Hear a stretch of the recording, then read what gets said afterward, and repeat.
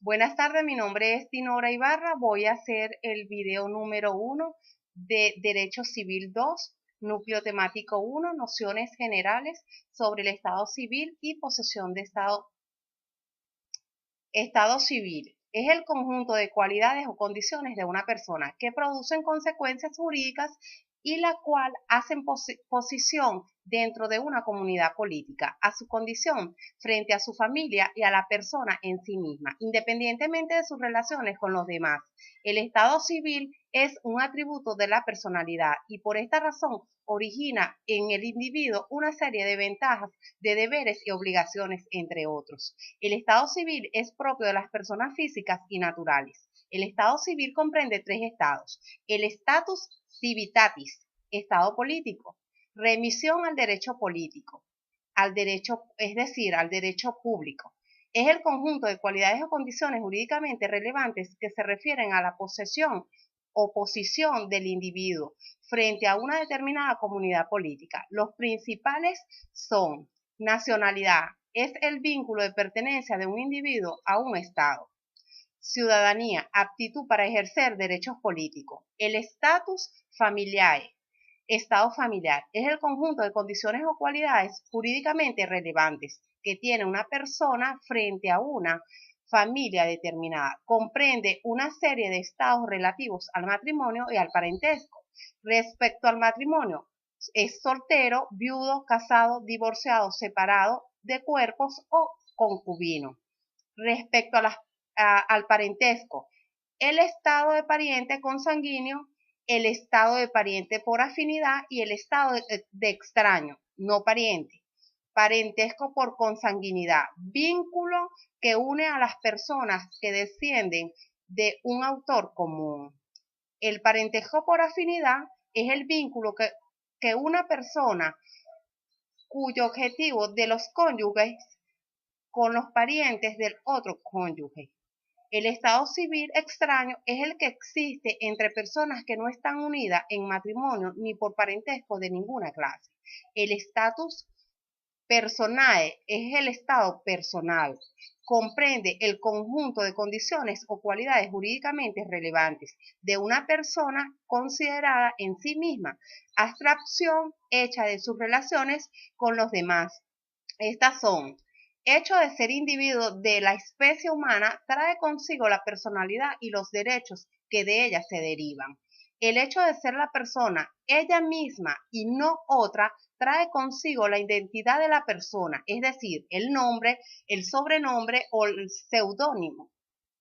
El hecho de que la persona pueda ser localizada en sus tres domicilios, como lo es el domicilio, la residencia y la habitación.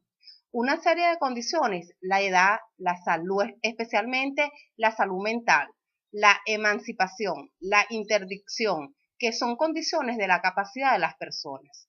Tenemos las características del Estado civil. Como atributo de la personalidad, no se concibe un individuo sin Estado civil. Toda persona tiene forzosamente un estado civil. Posesión del Estado. La posesión implica, ante toda situación de hecho en sentido más amplio, puede decirse que posee quien de hecho aparece como titular de un derecho o de un atributo, debido a que goza de las ventajas, soporta además los deberes.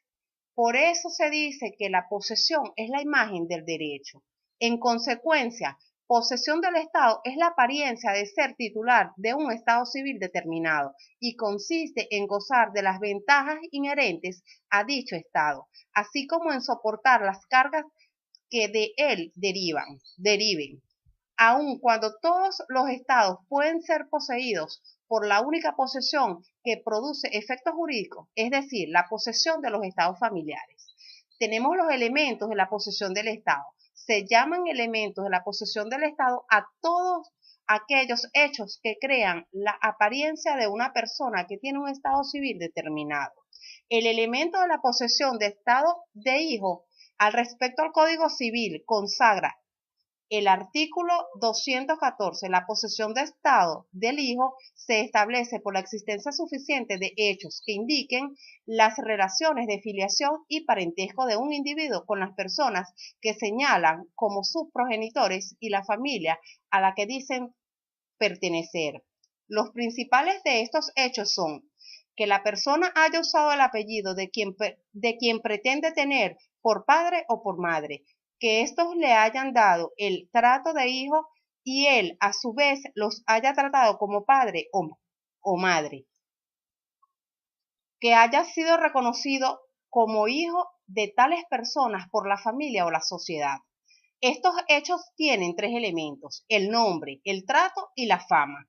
El nombre consiste en la persona que haya usado el nombre o el apellido de quien se pretende tener como padre o madre. El trato, que el pretendido padre o madre le haya dado como hijo y él a su vez como tal. La fama es que haya sido reconocido como hijo de tales personas por la sociedad.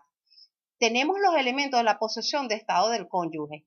Es aún cuando la posesión del estado de cónyuge produce efectos jurídicos. La reforma, al igual que el código derogado, no señala los hechos que constituyen esa posesión. En consecuencia, habrá que aplicar, en la medida en que exija analogía, lo dispuesto a la materia de filiación a la mujer, ya que este es un uso facultativo de la mujer.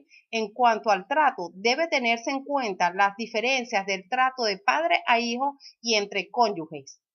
Función que desempeña la posesión del Estado. La posesión del Estado desempeña efectos en materia de prueba de titularidad de estados civiles.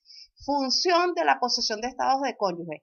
No puede invocarse la nulidad de acta de matrimonio por irregularidades de forma, cuando exista posesión de Estado. El artículo 114 CC, aunque un principio, la única prueba válida del matrimonio es que puedan pedir al juez competente que declare la existencia del matrimonio en caso de que por dolo o culpa del funcionario respectivo no se ha inscrito el acta de matrimonio en el registro correspondiente. Eso es todo. Eso es todo. Muchas gracias. Ahora me despido, Dinora Ibarra.